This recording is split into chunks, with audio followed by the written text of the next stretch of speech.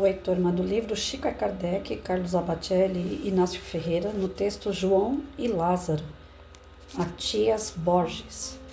Éramos irmãos consanguíneos, longevos, chegaram a mais de 80 de idade. Celibatários, viviam apenas os dois em uma casinha pobre no alto de Abadia, em Uberaba, transformada em lar espírita de Lázaro. Ambos eram analfabetos e mal assinavam o nome.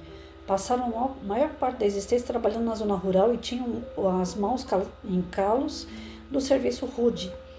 Mudando-se para Uberaba, converteram-se ao espiritismo e eram frequentadores assíduos das reuniões de Chico Xavier, na Comunhão Espírita Cristã, no Grupo Espírita da Prece e no Abacateiro. Quando não tinham carona, iam a pé, percorrendo uma distância de aproximadamente 8 a 9 quilômetros, atravessavam sozinhos terrenos ermos para irem estar com Chico e costumavam, na volta, chegar em casa de madrugada, quase amanhecendo o dia. A casinha de João e Lázaro era um posto de socorro espiritual à pobreza, à extrema pobreza da região, onde ainda havia muito alcoolismo. O dia inteiro, as mães e as crianças batiam nas portas de sua casa singela pedindo algo para comer. Pão amanhecido que ganhavam de uma panificadora, um pouco de fubá e às vezes um pouco de açúcar e arroz quebradinho. Era o que tinham para oferecer, fora, é óbvio, assistência espiritual do passe a qualquer hora do dia ou da noite. Quando das reuniões públicas que promoviam Lázaro, embora analfabeto, decorar a prece de Cáritas e João a oração do servidor, a primeira psicografada por Marlene W. Creel na noite de 25 de dezembro de 1873 e a segunda de autoria de Emmanuel, psicografada por Chico Xavier, tinham o hábito de visitar diversos centros espíritas de Uberaba, como a Casa Espírita Bittencourt Sampaio, onde frequentavam a reunião mediúnica de desobsessão. Lázaro, um pouco mais saudável fisicamente que João, chamado Joãozinho, construiu dezenas de casinhas no alto da abadia, casinhas de tijolos e telhas de amianto com apenas 2, 3 cômodos para a pobreza existente. As famílias, as mais pobres, moravam em casas de lata, abriam as latas e emendavam-nas uma a outra e assim construíam seus abrigos. Outros residiam em barracas de plástico preto e facilmente ficavam expostos a intempéries. Ambos tinham a convicção de que Chico Xavier era a reencarnação de Allan Kardec e não escondiam de quem fosse a sua certeza. Visitados por inúmeras caravanas do Brasil, o que tinham para oferecer aos visitantes no máximo era uma xícara de café feito no fogão a lenha da casa. Chico Xavier, muitas vezes depois que terminava a reunião na comunhão ou no grupo espírita da prece, convidava os amigos para uma visita na madrugada aos dois irmãos. Chegava com poucos amigos, improvisava uma reunião e Chico então psicografava páginas dos amigos espirituais. Emmanuel Bezerra de Menezes, Alta de Souza, Cornélio Pires, Maria Dolores, Meimei. Foi ele, Chico, que deu o nome de Lar Espírita de Lázaro, a casinha dos dois irmãos. A sua dedicação à causa era plena e, por vezes, chegavam a passar necessidade mormente quando ainda não tinham conseguido as suas aposentadorias. Viviam do pouco que ganhavam de amigos que, vindo da zona rural para tratamento médico em Uberaba, se hospedavam com eles. Ainda hoje, o Lar Espírita Lázaro recebe caravaneiros de todo o Brasil que desejam conhecê-lo. A água que possuíam era proveniente de uma cisterna nos fundos do quintal, que Chico dizia estar magnetizada pelos espíritos amigos. Lázaro desencarnou primeiro e João, durante muito tempo, quando mais enfraquecido, permaneceu em cadeira de rodas.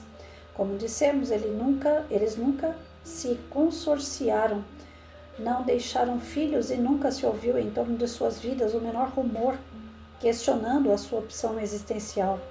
Eram humildes servidores de Jesus e até hoje em Uberaba são lembrados como exemplo de trabalho e de amor à causa. Cremos sinceramente que o Espiritismo, em sua expansão, deve muito mais aos espíritos celibatários do que aos que se consorciaram, e assim necessitavam dividir o seu tempo entre os cuidados devidos às famílias e à causa. João e Lázaro, apenas dois espíritos que com certeza resgataram dívidas anteriores, se entregaram de corpo e alma ao serviço da doutrina. que, segundo os exemplos de Chico Xavier, viveram tendo por família a pobreza que lhe batia a porta cotidianamente.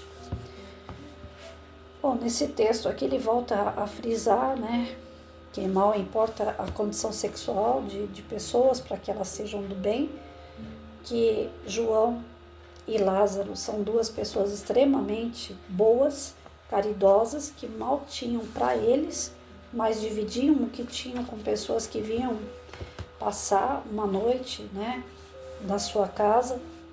Eles serviam ali de um espaço, né, que pudesse abrigar pessoas que estavam momentaneamente na cidade. E com isso eles tratavam com muita simplicidade, porque eles não tinham muito a oferecer, mas as pessoas que iam em busca de cura, de ajuda espiritual, não se importavam com essa simplicidade, apenas sim com a caridade, com o amor que eles tinham pelos que passavam por ali. Então são pessoas que mostram mais uma vez que o fato de você não ser consorciado, não ser casado, ter um envolvimento com uma outra pessoa, isso pode inclusive ajudar na missão, né, para você resolver o bem, para você implantar o bem, para você trabalhar em prol do bem. Você não necessita ser um cara de família, com uma família construída, pai, mãe, filho. Não, o que importa é o coração, né? Então ele mostra aqui através do texto que pessoas ligadas a Chico se colocavam às vezes em situações, né, de, como que eu posso dizer, esses 9 quilômetros que eles andavam aí, colocavam na resignação, né, do ser, mesmo que distante, longe, as dificuldades que eles enfrentavam financeira não justificava a sua ausência no trabalho em prol do bem e também nas casas espíritas. Então, o que a gente vê hoje é muito médium de corpo mole, né? Pessoas que têm realmente atividades para fazer, mas colocam elas acima da espiritualidade, da espiritualização do seu próprio íntimo e da ajuda que ele pode e deve, né, dividir com outras pessoas. Então, existe muito mais desculpa hoje do que realmente a necessidade de um trabalho feito de vez em quando, por exemplo, né? As pessoas podem muito bem fazer os trabalhos mediúnicos, ter o seu trabalho físico que acarreta o seu financeiro, mas muitas das vezes entre ir a uma praia no final de semana e assistir uma palestra, ou dar uma palestra, ou dar um passe, a pessoa prefere fazer o seu passeio, né? Não que não possa, deve, inclusive, mas dividindo bem o seu tempo, de forma que essa parte espiritual não fique descoberta. Não há desculpa para não trabalhar. Uma certa vez eu conversando com um amigo meu, ele tem degeneração também muscular, que nem eu, e o caso dele me parece ser um pouco até mais gravante. E aí ele entorta as perninhas, ele tem uma dificuldade maior do que eu para andar. Só que ele tem a filha, né, que dirige para ele, que apoia ele para entrar no centro. E aí um dia desses atrás ele falou assim: eu não sei por que você não quer fazer palestra presencial. Você tem o corpo perfeito. Eu falei para ele assim: então, no meu caso aqui é que eu sou sozinha. Então eu tenho medo de ir e de repente eu cair. De repente uma pessoa que por distração, né, os centros espíritas são cheios. Uma pessoa por distração toca em mim e eu caio, como é que vai ser? Eu vou estar sozinha? Então, meu pânico é estar sozinha para trabalhar fora de casa. Então, eu evito sair para tudo, não é só para centro espírita, para tudo. E quando eu saio de Uber, vou até determinado lugar e volto. Eu nem desço do carro, vou só para passear no meio do mato, ver represa, ver a árvore, sentir o ar puro. Mas eu não tenho ido mais em locais onde tem aglomeração, porque eu tenho muito receio. Aí ele falou assim: eu não deixo de ir não, eu tô todo tortinho aqui, mas com a graça de Deus eu vou indo. Aí eu falei para ele que aquilo era perigoso para ele, para a saúde dele, né? Aí ele falou: mas você lembra? Aí ele falou o nome de um médium que ia nas palestras deitado na maca. Aí eu falei, então, eu não sei se eu estou certo, se eu estou errado, é uma opinião ainda para se formar, não tenho uma opinião formada sobre isso, mas eu acredito assim, que a espiritualidade está trabalhando com aquele ser. E não tem essa necessidade brusca de trabalhar ao ponto de você, de repente, fazer mal para si próprio.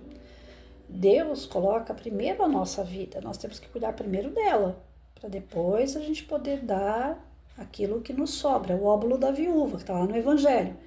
Eu não posso tirar da minha boca e dar para alguém. Eu tenho que me alimentar, e não que eu vou dar o resto do meu alimento, mas aquilo que eu sei que não vai me fazer falta, eu posso doar. Isso está no Evangelho. Agora, se eu estou mal fisicamente, como é que eu vou dar uma palestra? Nós vimos aí o Divaldo. O Divaldo foi até os últimos dias da vida dele, Chico Xavier até os últimos dias. São guerreiros, são espíritos assim super mega evoluídos, mas nós temos essa capacidade de fazer isso e depois não ficar reclamando as consequências, porque pode ter consequências. Então eu ainda tenho uma opinião para ser formada a respeito disso. Eu de verdade eu não sei até onde nós podemos nos esforçar de modo que seja uma caridade conosco e com o próximo. Às vezes fica parecendo que esse exagero de eu tenho que ir para o centro, custe o que custar, eu tenho que estar lá. Às vezes fica parecendo que é algo assim, meio que o centro espírita não impõe, mas fica parecendo que o centro espírita impõe. Né? Quando eu fui pedir para dar passe no centrinho onde eu tenho a minha formação mediúnica, eu falei, olha, eu não posso vir sempre. Se chover, eu não tenho sapato, eu não posso vir. Se eu ficar ruim, o corpo não ajudar naquele dia, eu não posso vir. Então, eu não posso me comprometer a vir sempre. Mas para dar passe, eu sou uma pessoa um pouco regrada hoje, né? Não sou tão, mas eu sou um pouco regrada. Eu faço estudos toda semana, de segunda a sexta, em torno de 5, 6 horas por dia de estudo. Então, eu acredito que eu esteja equilibrada o suficiente para dar passe. E o dia que eu me sentir que eu não estou equilibrada, vai do meu bom senso, eu não vou. E o centro não aceitou. O centro falou, não, você tem que estar vindo todo domingo. Então, assim, porque eles querem que você faça parte da energia de todos os equipamentos, de todos os espíritos que estão ali. Se você vai esporadicamente, aquela equipe não consegue se entrosar energeticamente com você. Eles estão errados? Não. Mas eu posso ir doente? Não.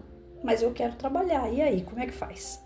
Então, eu não tenho uma opinião formada a respeito disso. Eu estou tentando achar respostas ainda, mas eu creio ainda que a minha consciência me acusa o seguinte, eu preciso trabalhar. Se presencial eu não posso, eu vou fazer então virtual, mas eu não posso ficar parada.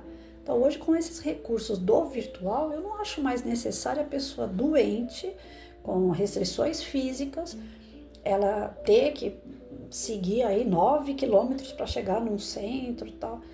Isso antigamente sim, não tinha internet, não tinha outro recurso, era só centro espírita, né? Então o Divaldo ter ido em vários lugares doente, com câncer, com dor, será que isso não gera assim para o espírito uma questão de suicídio? Você tá ruim, você sabe que as suas condições físicas são limitadas e você tá forçando. Será que isso é bom ou é ruim para o espírito? Então eu fico na dúvida. Né? No caso aqui, o espírito ele andava até 9 quilômetros, chegava tarde na casa dele, de madrugada. E aí? Isso é bom de verdade para ele? Ele era bom de coração, ele dava aquilo que até sobrava dele, né? Mas será que fisicamente, não, será que espiritualmente ele está realmente se elevando? Ou isso passa a ser um pouco de capricho e vaidade do espírito? Eu realmente tenho muita dúvida a respeito disso. Não estou colocando ideia na cabeça de ninguém, eu estou pensando e estou jogando meu pensamento para vocês, né? Até em que ponto nós podemos nos dedicar aos outros sem se prejudicar? Se a gente estiver se prejudicando em prol do outro, isso é bem-vindo aos olhos de Deus? Isso é tido como uma bondade, uma caridade ou como um suicídio do próprio que está fazendo isso? Vamos pensar. Eu não tenho uma opinião formada. Eu ainda não tenho. Nesse caso aí eu fico sempre na dúvida. Uma hora a gente forma essa opinião. Tá bom?